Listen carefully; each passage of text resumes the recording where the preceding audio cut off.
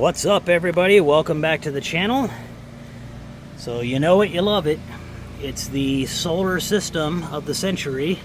You can see here the charge inverter, which I was using from EG4 to charge each one of these batteries individually, get them as close to 100% as I could before I called Signature Solar. I just got off the phone with them and they walked me through the power-up procedures, getting the account registered and getting these dongles configured, and then getting the inverters themselves set up as master and slave. Right now there is no AC load at all. There's no wiring hooked up. You can see the boxes are right here, so they couldn't configure that portion of it. But we were able to configure the solar, we were able to configure the lead acid battery, so we were able to get some communication there. Ran into a little snafu with the charging shutoff voltage. The book says in here that it was throwing error code 2, which was over voltage. But if you go all the way over here, it says charging cutoff voltage is 58.4. If it's set that high, 3 of the 4 batteries were just fine. They hit 100% pretty quick and then stopped.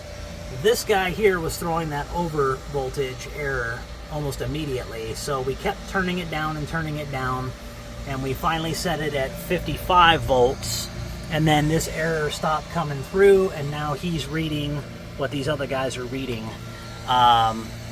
So that part is working. I'm just going to let it run stable for now and keep an eye on it. Come along with us as we set all this stuff up.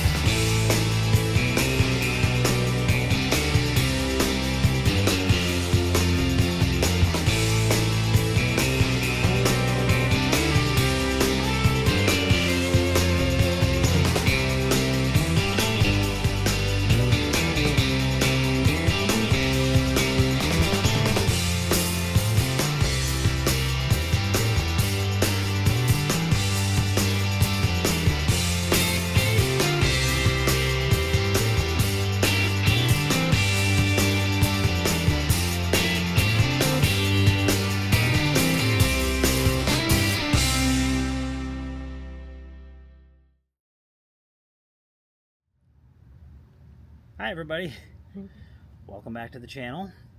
So today we are back on the solar project.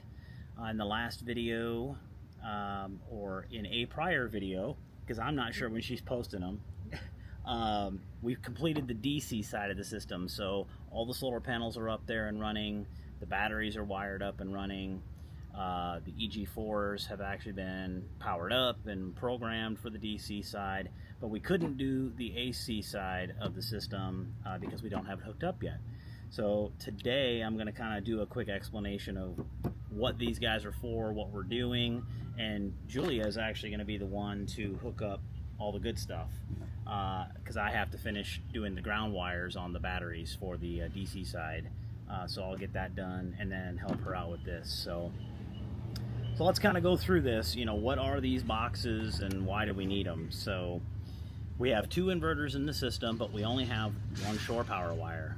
So what these guys are designed to do is take that shore power from our transfer switch. You know, there's a transfer switch in most RVs. If you have a generator, it's usually saying, okay, is power coming from shore or is it coming from the generator? But it gives you 1 wire out. That's the wire we want to play with in this scenario. So we're taking that 1 single output from the transfer switch, and we're going to reroute that wire into this first box. So if I open this box up and I take all these little wonderful things out of the way,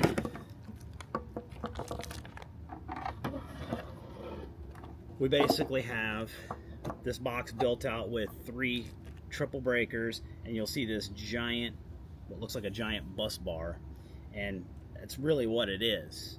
What this is designed to do is you'll see that it says L1, L2, L3, L1, L2, L3, L1, L2, L3, and then these guys are capped off. what this is doing is it's actually three little bus bars in one system. So L1, L1, L1, they're all on one string, L2, L2, L2, L3, L3, L3. So what it's designed to do is look for power anywhere in here and then provide that power to the other breakers. That's what it's designed to do. So on that first wire that we're taking off the transfer switch, we're going to plug that in. This is going to be our input box. We're going to plug the input in here for shore power to provide line 1, line 2, line 3, or line 1 neutral and line 2 in this case. So we'll do red, white, black, red, white, black, red, white, black, just to keep it consistent. Power is going to come in. It's going to provide the power to these other two breakers.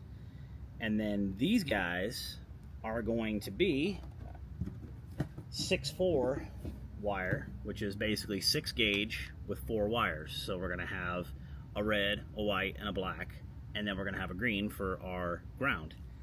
So we're going to have 2 of those wires, 1 for each inverter, and those wires are going to go to the inverter's input, or in this case the EG4 has it labeled grid, but that's the input. So we're going to have 2 of those wires, 1 going to each inverter on grid. With me so far?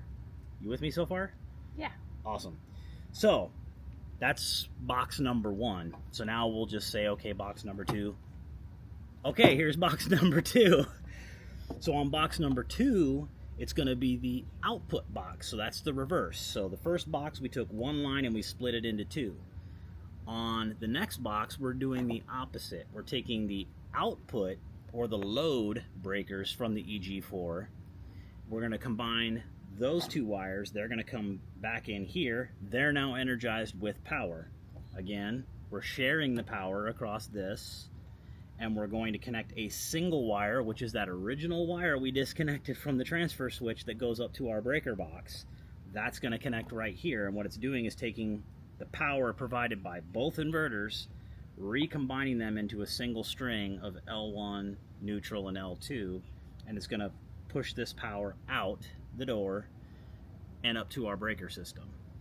So that's what these guys are designed to do. The benefit it gives us is that these breakers, if anything arced or grounded out or something like that, it would trip these breakers and you could easily, just reset it. More importantly, on my input or my output, if I needed to quickly shut down the system, I don't have to worry about going over to the inverter and quickly shutting it down unless the inverter itself is the problem.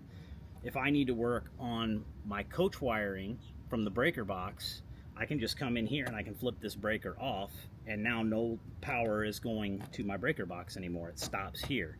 So I can just go in there and do whatever I need to do and then flip this guy back on. If I want to shut the entire system 120 or 240 off, I go to the input box, which would be this guy, and flip him off.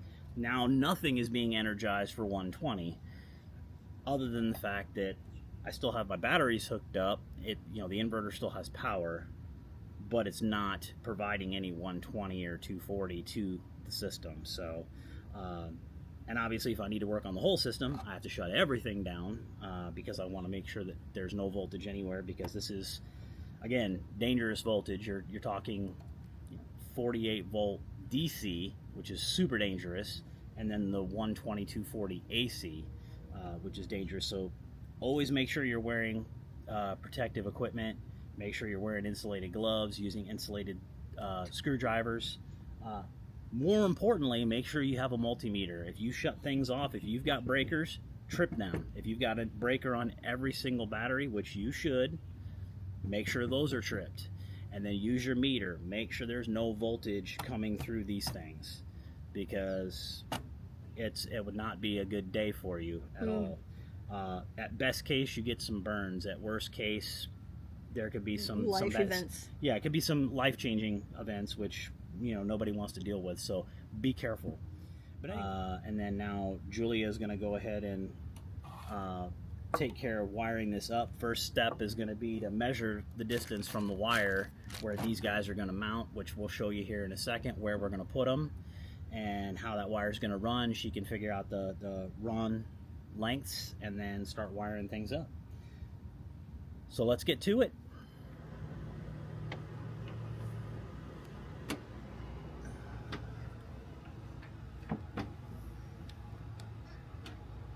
recording my struggles again. You're like, yeah.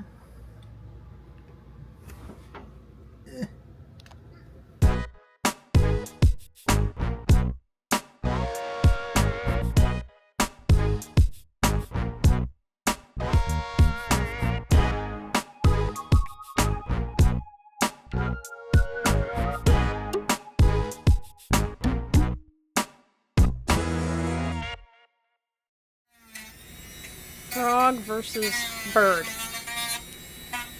While we're trying to do our work, we have a fight amongst nature over here. And the frog won at the moment. The bird is trying to find something else over here in the grass. And the frog is doing his thing.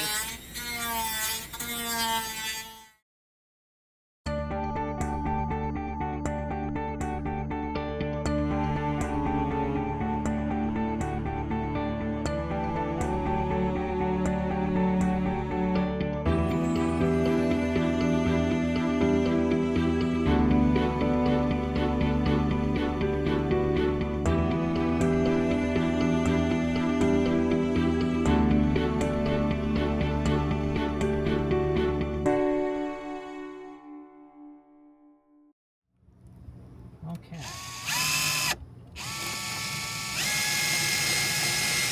Just be careful. Yeah. Well, I don't think there's anything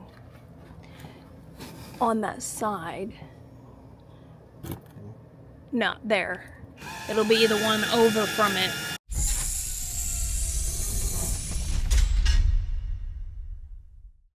okay, so that's those, because I needed to know where those were. Now, down here, what's down here?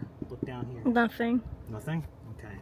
I mean, the wiring needs to be pulled over this way. That way it won't be in the way, but outside of that, nothing. Yeah, because I'm going to drill, like, right about here. Is about where it's going to end up being. Mm-hmm. So for now, we will put this back so we know where our stuff is. Okay, now, on to the next. I'm doing this blind. I'm doing it blind, girl. Aren't you happy? Yep.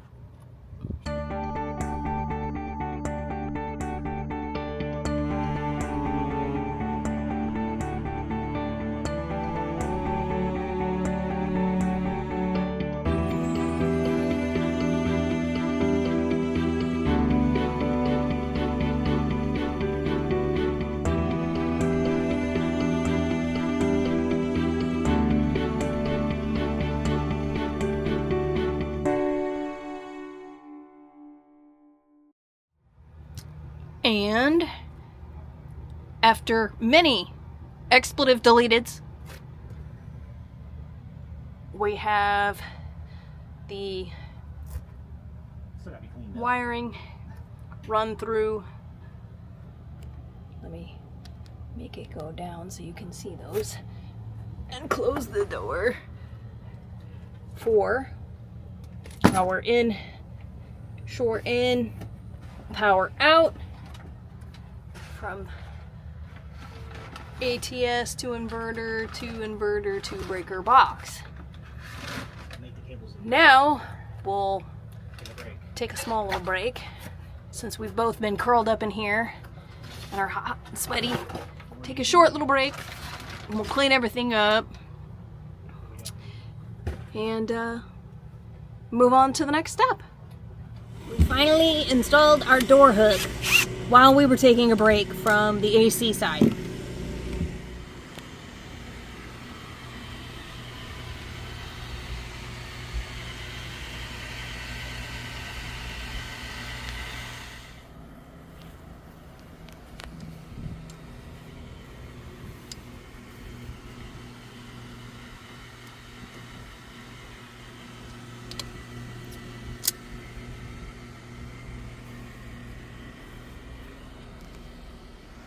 The savage creature in her natural environment, hanging out with the fan.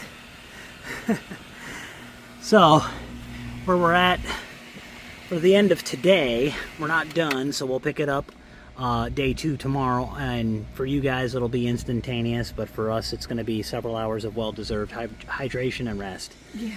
But here's where we're at. You can see we have our input box, and you can see we don't have the shore power hooked up yet because we have to still do that. But we've got our master and our slave over here, color coded red and white, and then our output coming from the master and slave, the outputs, and then this is our distribution, which is our distribution box, which is our fuse panel inside the RV. And you can see that guy's not hooked up either because we have to basically open this guy up right here. Slowly. And there's the transfer switch. So this wire right here is the wire that's going to come to the output distribution. And then the shore is going to be a new wire from this, right where we disconnected this wire, from that over to there. So hopefully now it's making a little more sense now that everything else is hooked up. So anyway, we'll pick it up tomorrow. Yeah. See you then. So technically, folks, it's 2 days later. We actually had our landscapers out here putting all of this stuff in, so we didn't want to be in the way. So this morning, what I did is I finished a little side project. One, I cleaned it up. But I wanted to have some 12 volt over here because I knew I was going to be installing ventilation to keep this area cooler, and pulling air from the inside of the coach with the Furrion chill cubes made the most sense. So what I did is I took a 48 volt to 12 volt step down converter, hooked it up to a 20 amp breaker because this is only a 20 amp system, and then I'll clean this up with some wire loom so it's hidden away. Ran it over here. You can see I've got a 120 that's hooked up off the wall back there that used to run this dirt devil that no longer is there. But anyway, that wire comes over here to a marine grade distribution panel, and you see I have a switch. When I turn that switch on, once the battery has got power in here, it's actually running to a system. Let me open this up for you here real quick. And you can see right here, I've got a C-Flow 270 cubic feet per minute bilge fan, and it's going directly under the stairs right there. So it's pulling air right from the Furrion system and blowing it in here. And with the thermal test, and I'll get a video of it once it's fully done, but I've already thermal tested it, it was pulling about 71 degree air and blowing it in here pretty good. So that should keep this nice and cool. I have enough expansion on here. This thing only pulls about 6 amps, so I have enough room. I can put a second one over on that side later if I want to, and have air blowing from both sides to keep it cool in here. But I want to see what it does with the first one. But that's all we're going to do on today, because Julia is actually using Reflectix and making some nice covers for our work van on all the glass because it's getting kind of hot in there. So she's finishing that up. I wanted to get all this cleaned up, get the 48 volt to 12 volt system set up and tested. But as you can see, we're just about ready to rock here. We've got our 4 lines that need to hook up to the inverters, and then I have some 6/4 wire right here because that little nub that I had left is not long enough, so I bought another 6 foot length of it to hook up to our transfer switch. And then, so that's really all we got. We got maybe an hour or two's worth of, you know, finalizing all of this, but I want to wait until the vent caps come in so I can finish this project, because I do not want this stuff running in the Florida heat without some type of ventilation. So for you guys, it'll be an instantaneous thing, but it could be a day or two. I know Monday's when those vents are supposed to show up, so we'll pick it up on Monday.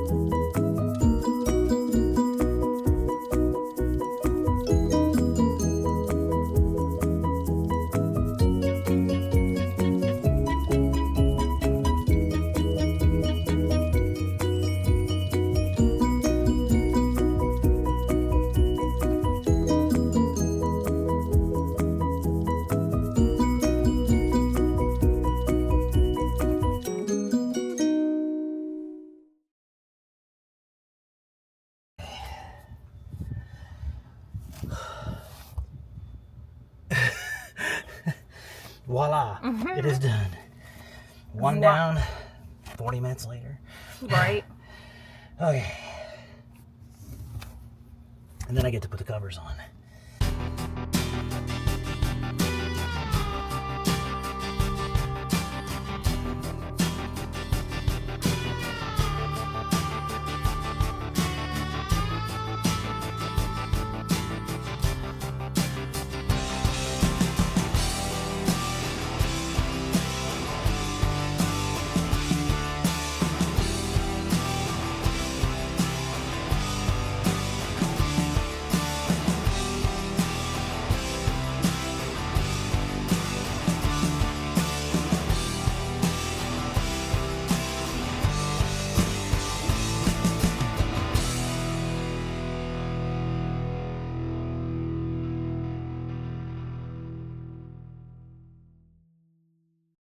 And there you go.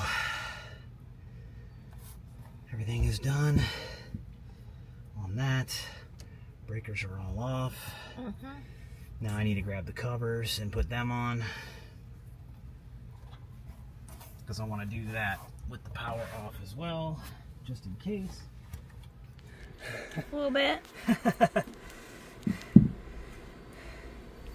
But we weren't lying when we started stating that this was going to take multiple videos to get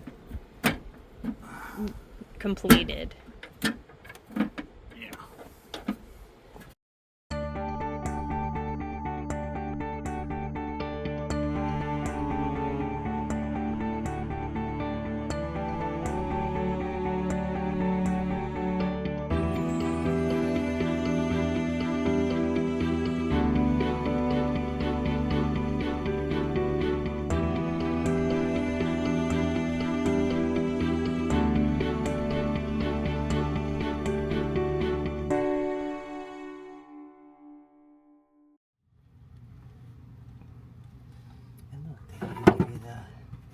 Diagram right there.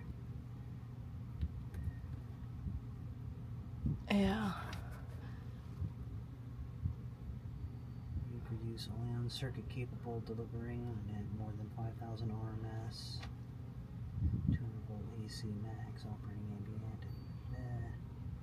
Terminal setup lugs accept 6 to 14 gauge wires, torque to 25 to 35 inch-pounds. Ground bar terminals accept 4 to 14. Yeah, those are they're basically, you can show this video, but the little ground bars are off on the side. Okay, that's fine. They're basically just like little Little screws that are off on the side. Phillips heads, yeah. Over here. Yeah, they're Phillips. Okay. 1. 0. Okay. L1, L2. 0. Power cord. I'm going to do the same thing. Okay. 0. L1. 0. 0. Okay. And L1, L2. 0. Okay, now I'm going to test the generator. Nothing? Nothing. Okay, good. She's like, I'm not making fun of you. I will try to get some video. That way we got some stuff to slide in there. You can get it over my shoulder there.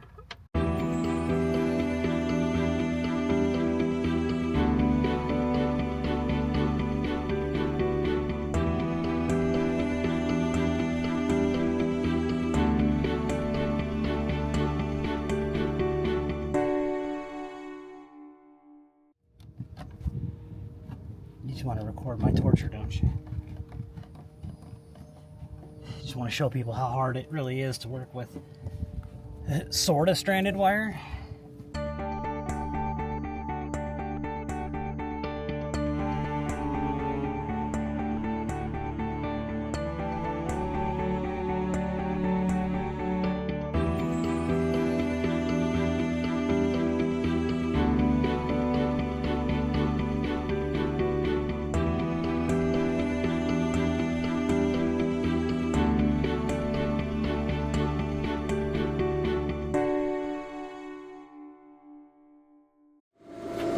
just like that, folks, everything's up and running.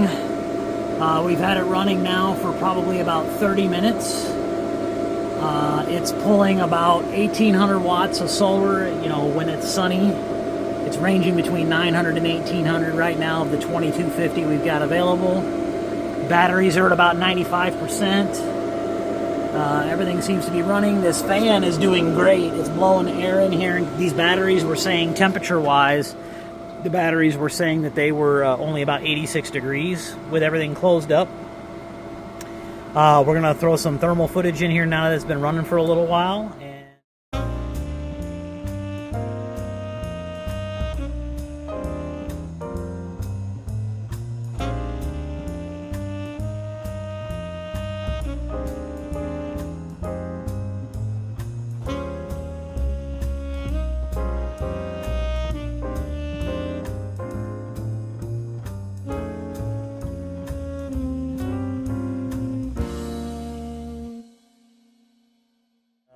All we got left to do is pretty much clean it up a little bit and call Signature Solar tomorrow and have them tweak the settings for the AC charging, which is currently right now, I think it's set to kick on at 20% state of charge and charge at 30 amps. So, which is totally fine. It's a safe number. But anyway, I'll get some thermal footage on here, but other than that, we should be good. And I hope you've enjoyed this video. If you have questions or comments, you know, please feel free to leave them in there. And we'll post some updates here after we've run it for a little longer. And stay tuned. Make sure you like and subscribe to the channel and hit that notification bell so that you know when we post a new video. Have a great day.